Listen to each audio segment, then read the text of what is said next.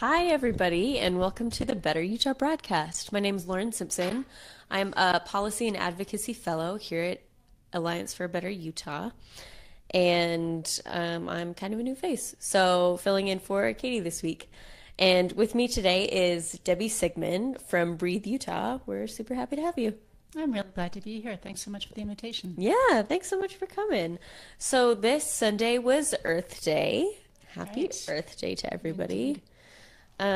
Sunday, and I guess celebrated on Monday too, sort of. It seems like a month-long celebration. We'll Yeah, take it.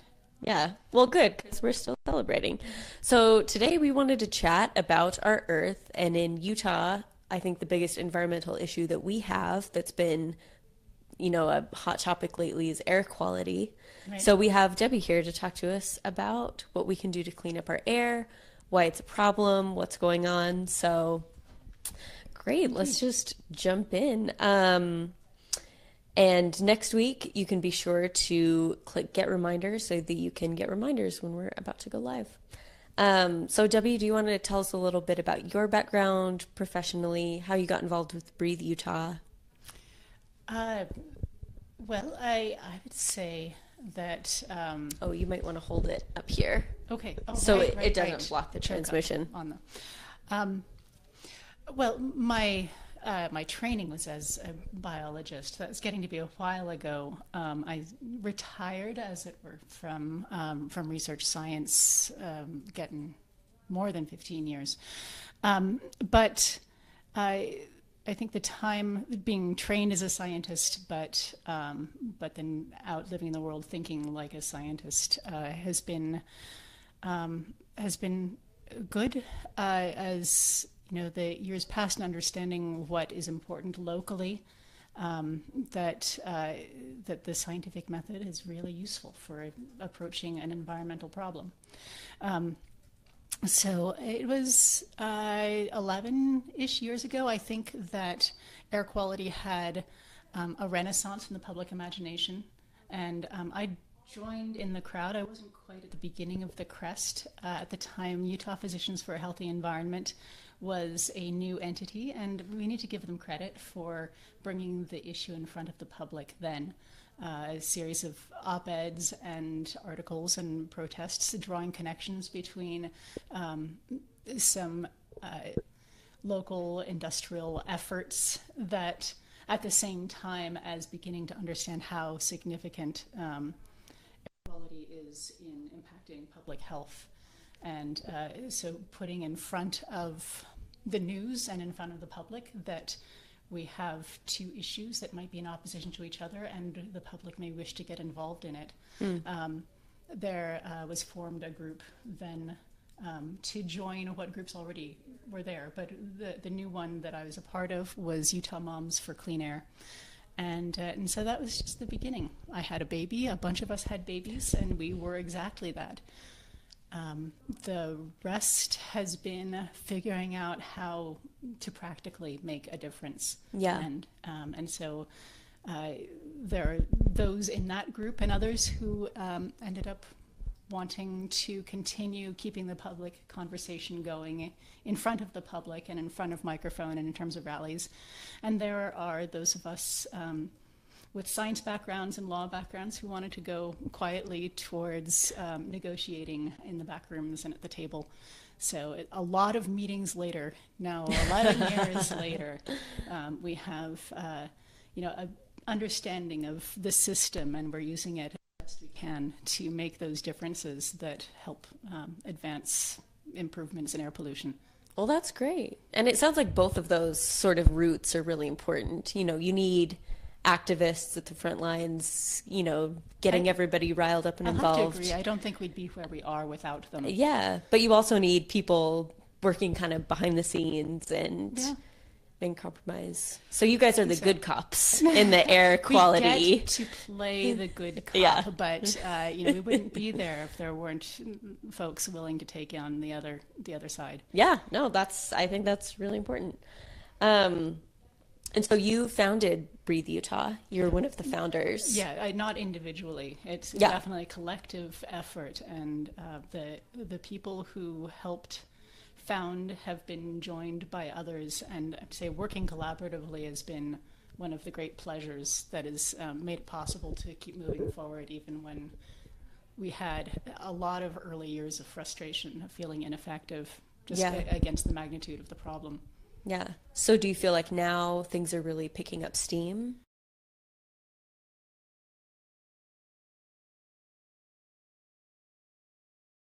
But it feels like we're getting traction. Yeah. Well, that's great.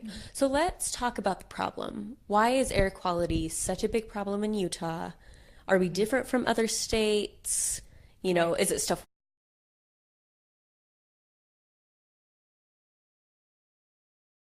Because it's a yes and no. That Utah, I mean, Utah has a very special geography, special topography. It's part what makes it such a great place to live. Makes there's natural features that are incredibly beautiful. Yeah. We have our high elevations, we have our broad plains. Now, Utahns themselves don't make more of a mess than people in other states. So we don't need to blame ourselves as people Yeah. for being greater sinners. What we do have is air sheds that are more sensitive, and it's a responsibility. Yeah. So mountainous valleys are at high elevation. That a lot of our valleys are fairly small and deep. Sets us up for wintertime inversions. That is cold air that pools and stagnates in those valleys. Now there are parts of the state that don't have those, and in fact, Uinta Basin is also a valley, but it's not so narrow. It does have stagnant cold air pools, but the chemistry ends up different because of its size. So we'll get into that later on when we talk about ozone. Okay. But the northern Utah valleys, for the most part, are also where the population centers are. And because of the steep mountains, we're restricted in how dense our population is, and as in it's more dense. We have Yeah. a very urbanized. I'm sure you know, and your listeners know how urbanized Utah is. So what we have is a combination of air that pools and stagnates, dense urban settings, and all of the transportation and heating, everything that goes with a modern industrialized society, putting emissions into the air. And then because we're at elevation, we get atmospheric chemistry that depends upon light, and we cook it all up into particulate matter, and that is very significant for our health. Interesting. Yeah, and the more we know about what air pollution does to our bodies, the more vigilant we realize we have to be, even though we're on the right trends. Yeah. And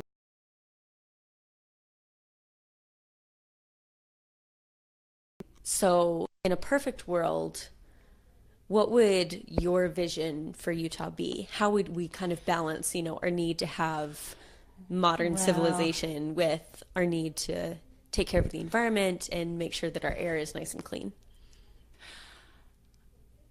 okay, that's an awesome question, because there is perfect world, and then there is vision for people who are living where they live already, Yeah. right? And So answer the second question if yeah, that's right. more Yeah, no, I mean, that's more realistic. Like, well, yes, in a sense, realistic in the short term, or the foreseeable term. Yeah. Is that we minimize the amount of transportation that we do, as in plan our jobs and living places closer together, so that commutes aren't as long on average. Create denser housing, like apartments for people who want them, Yeah. so that there's greater market and accessibility for transit, and that would support transit lines and investment.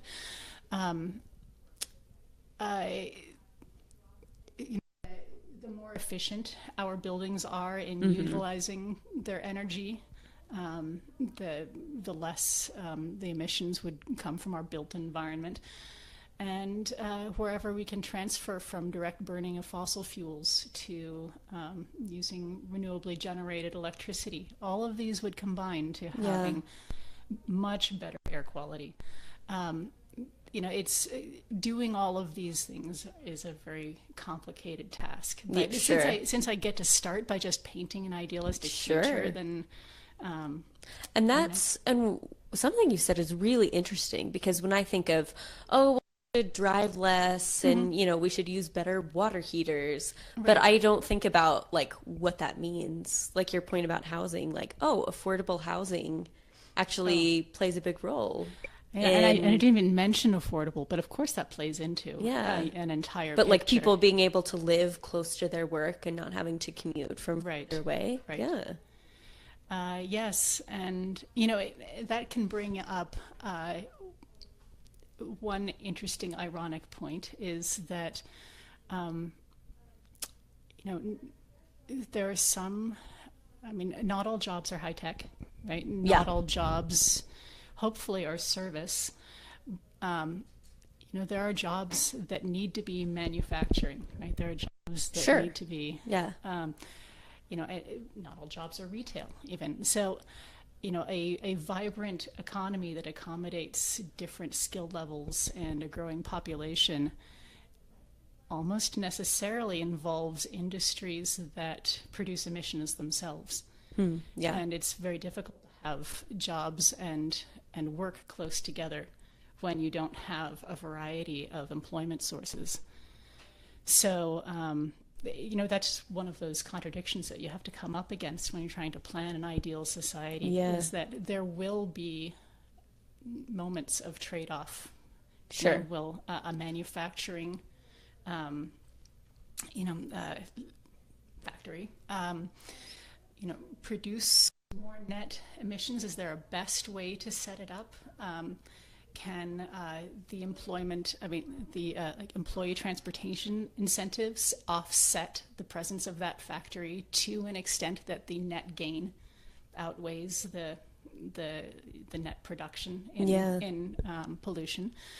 And these are real world questions, and ones that we hope to come up against, because new employment means that we're able to keep our families here as they grow up. I'm just thinking now that I have a teenager. Am I assuming that he's going to go someplace else for a job? And this same question is being asked by parents all over, that if we want a state in which we can keep our family together, we can have future of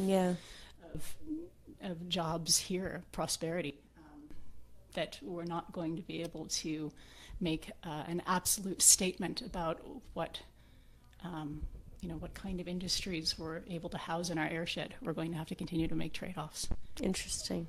Okay, well, let's talk about some recent news stories, because Utah air quality has been in the news recently. There was a recent report from the American Thoracic Society that linked air pollution in Utah to lung cancer.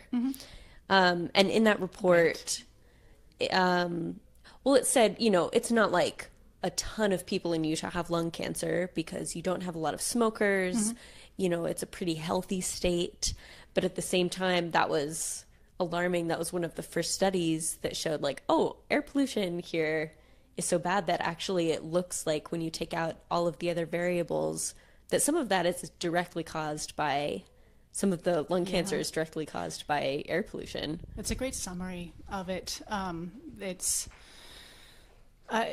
That study showed what advocates have suspected all along. The prediction is that because we understand that air pollution has effects on health, that the particulate matter that we suffer from Wasatch Front suffers from in the wintertime can get deep into the lungs. We've known that. We know that these particles are smaller than we have defenses for, and sometimes they cross the barrier and get into our blood.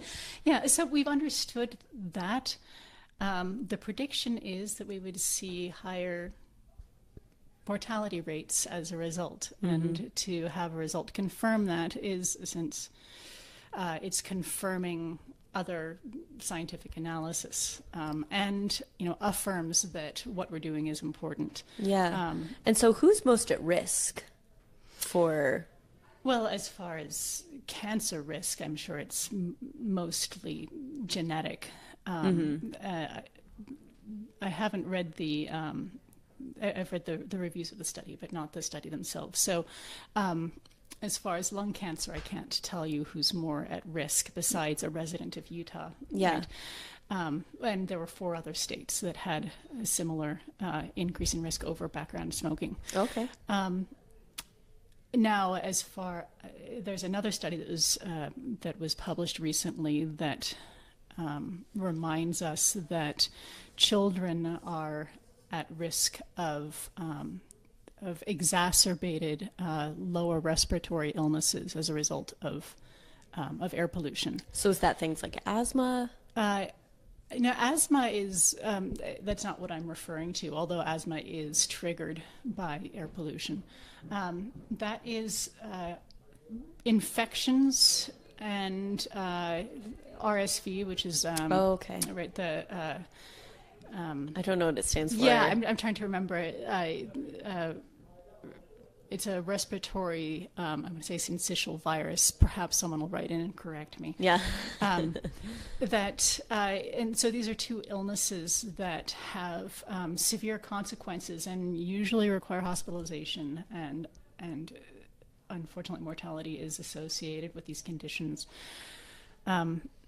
What was novel about this recent study, although the association between children's respiratory hospitalizations and air quality has been understood for a long time, a couple of decades, what this study showed was at a finer detail and at more modern, lower air pollution levels, that if you look at a lag in between 2 to 4 weeks, the increase in hospitalization rates can be uncovered. And that's sort of the beauty of modern computational techniques with public health, that we're able to look more closely and find patterns that were harder to see before when everything was being calculated by hand. Oh, interesting. Interesting. Well, we have about 10 minutes left. So do you want to talk about idling and the idling ordinance that you wrote? Oh yeah, not I, but my colleague Ashley. Sure. Okay, great. That your organization wrote. Thank you, yeah, thank you. And actually, I just want to say on that last point that a team led by Intermountain was the research team that is just now publishing that study. So, great! It's local research, which is that's great. It is great. We have incredible resources here. So idling, which is an entire interesting subject in itself. I do want to credit Utah Clean Cities and a teacher named Patty White, who over a decade ago brought the concept of idling to Utah's imagination and started the first sort of idle-free program in the country. So all of the signs that that you see at the airport, turn right? your Turn key, be idle-free. Yes, so they have been responsible for the printing of all of those. And now Tammy Bostic Cooper is at Clean Cities.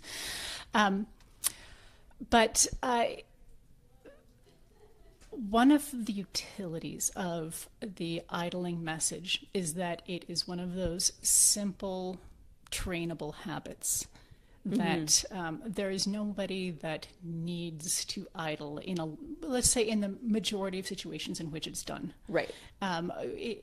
You will find people who will argue freely right now about whether they need to idle right at that moment. So I will not get into every single instance, but as a reformable behavior, it's a good target, and especially for kids because they don't have the habit ingrained yet.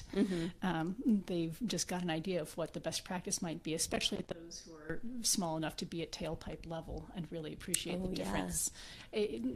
Take a toddler for a walk on a winter day, and you really appreciate when somebody's not idling. On the other hand, I mean, we should admit that idling is not like the cause of pollution. We're not going to target all idlers as being the culprits in wintertime pollution. Yeah. Right. So, okay, so that said, um, Although it could help, right? it it can help. I mean, yes, and the localized pollution pools that happen right around the tail end of a car is, that will be helped immediately. So, but what it is an entree into consciousness of how individual behaviors, as they're called, but really crowd behaviors, are the difference between us being where we are and us being where we should be. Yeah. Now, I- now Sandy is not the first city to have an idling ordinance. Let's just back up. Yeah. So Sandy City recently published a new ordinance that mirrors the Salt Lake City ordinance. Yeah, I think Sandy's is I've heard like it's stricter. technically a little stricter because it says like you can only idle for 30 seconds instead of Salt Lake's a minute. Is that how But it neither of them are really enforced Right. because They're it's like, informational. well, aren't you they? get 3 warnings and then you might get a ticket. Right. I don't know. I've also never seen idling reported to the police. I've never seen. I've heard it'll be hearsay by the time I say it because I heard Yeah. say that there was a an officer in Salt Lake City who said the day that he has to enforce that is the day that he retires. I don't know. It plays well. So, in terms of being informational and educational, idling ordinances are good because we're all talking about idling, both those who object to being controlled and those who appreciate that it's becoming a topic that it's that much safer for a citizen to ask another citizen to kindly shut off their engine. And I think that's really the barrier that we're talking about So in the making goal change. is neighbors enforcing the ordinance themselves. I have to Just say- gives it a little more confidence. I would say that that really the threshold. I mean, it starts there with neighbors enforcing, although someone is necessarily the bad cop in the situation, right? What is normal? Like, when does it become normal? Not just to ask someone to put a cigarette, but instead that the smoker would ask if it's all right to smoke, or not even normal to ask. Right. So when will our attitudes change enough collectively that idling would stick out as an odd thing rather than being something that needs addressing directly? And our plan is to keep working on the kids with Yeah. is idling needed here, and have them ask it enough so that they can help tell the grown-ups what's normal. Yeah. So you're playing the long game. Social change, there might be a quick way to do it. There might be, I don't know, someone else might need to tell me what show is so popular that I can't believe you're idling would make all the difference, because right Yeah. now we're in the public service announcement realm of things, which isn't necessarily the trend-setting source of information. Yeah. The right meme, whatever. Yeah. You name it. You seem young and hip. I'll take advice. Oh, I'm not. I'll take advice. But meantime, we are dealing with technologies though, and transitions to other technologies, so that idling ordinances might end up being a stopgap method anyway. That electric cars don't idle. Hybrids naturally don't idle. They switch to electric usually when they are not in motion, unless Yeah. the engine, and 2/3 of cars that are manufactured sold in Europe have what's called, I think it's called the stop and go technology, which is just a reprogramming, where at a stop the car engine shuts off and it starts up again when you hit the accelerator to move. And so a fully gas engine, it's the only hardware that has to be changed is an adjustment to the battery, not the basic technology, but an adjustment to the battery to help smooth out the charge and discharge. So it's a very inexpensive switch that has almost completely taken over the market in Europe. It's just slower here for no particular reason other than we don't readily adopt European silly things.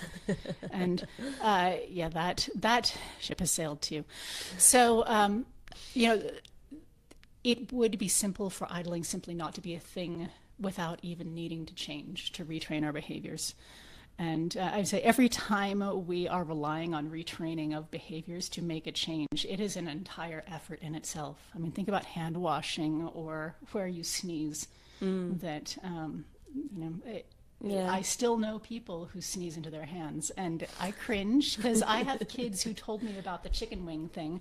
Yeah. But, that used to be best practice when I was a kid. So, all these little behaviors, it's not just a matter of being informed, it's a matter of retraining yourself, and then it being so normal that someone else would help reinforce the right behavior.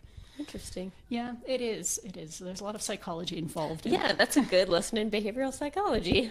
Well, we're students. We're students of all things. Yeah, that's interesting. So what is Breathe Utah working on right now that people should be aware of? The awareness might be helpful very soon.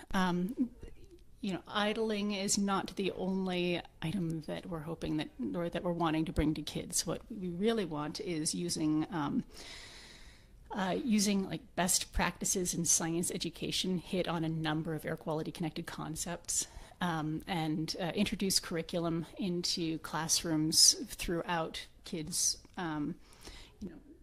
progress through the grade levels, so that by the time they're taking driver's ed and watch a video on whether they need to drive or not and how to best work their car so it reduces emissions, like by the time they've done that, they will have gotten lessons all the way through and internalized air quality understanding, so that looking for the cleanest possible car or looking for a non-car alternative, a place to live where you can take the bus, that's all second nature.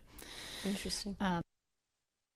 It's slow going, but not as slow as we would have thought now that we're up and running. So we have curriculum that's been written and piloted, and we're doing professional development workshops, and they're heavily enrolled.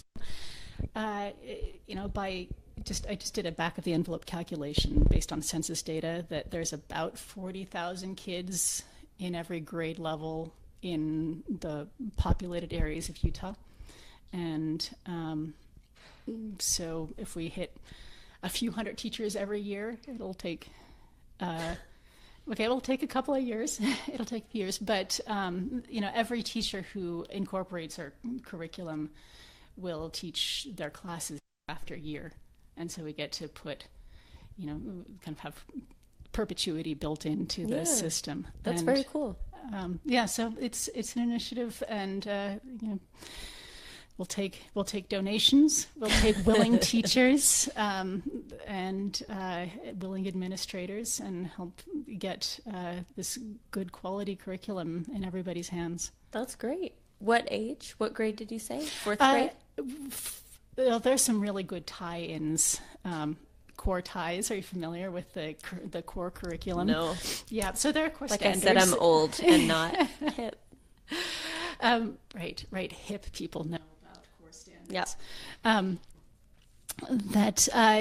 Teachers are responsible for core standards, and there's standardized testing at the end of the year. But also, it's how we hold schools to certain concepts that kids need to understand, conservation of resources, or how the scientific method works. So there's places in the curriculum where we have found ties so that the curriculum can support what teachers need to be teaching anyway.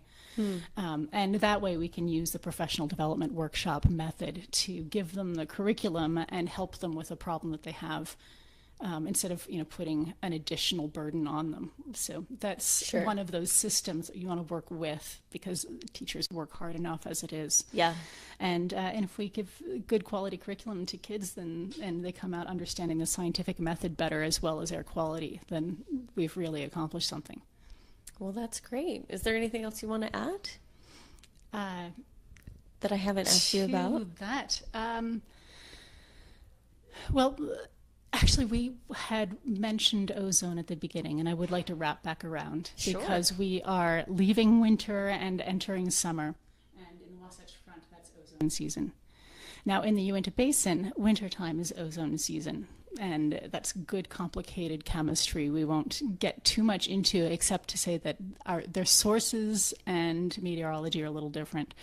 The Uinta Basin has an economy based on oil and gas, and so gas that comes from the field is a source of what's called VOCs, volatile organic compounds, and that is the precursor, one of the main precursors for ozone. Now, in the Wasatch Front, that is also true.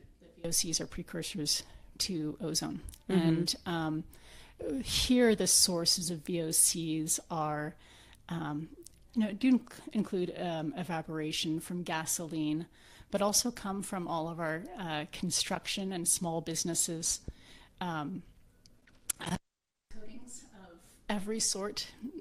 You never see an unpainted or unsealed surface, and every one of those surfaces had evaporated at one point, and all of that goes into the atmosphere and combines with exhaust from vehicles primarily, but every other source of.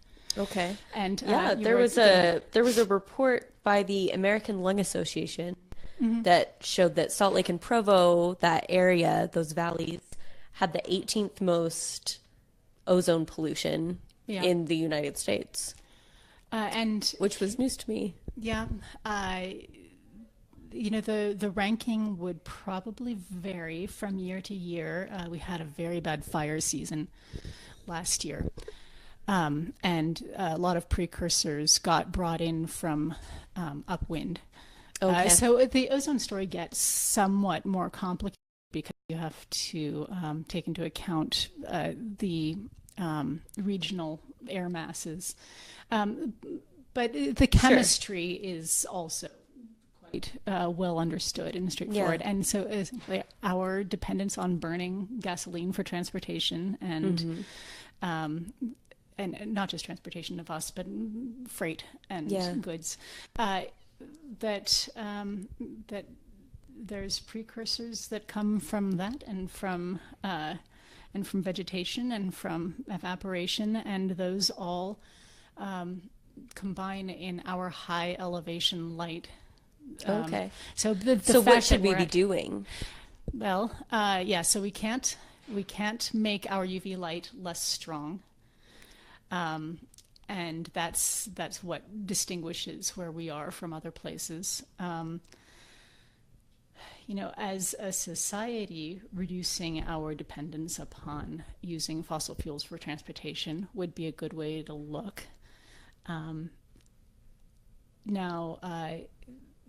The less evaporation, this is probably, I'm going to get some feedback from my colleagues who can't believe I'm stumbling on this one. But, there are days when not driving would really help, that reduction of car use would help.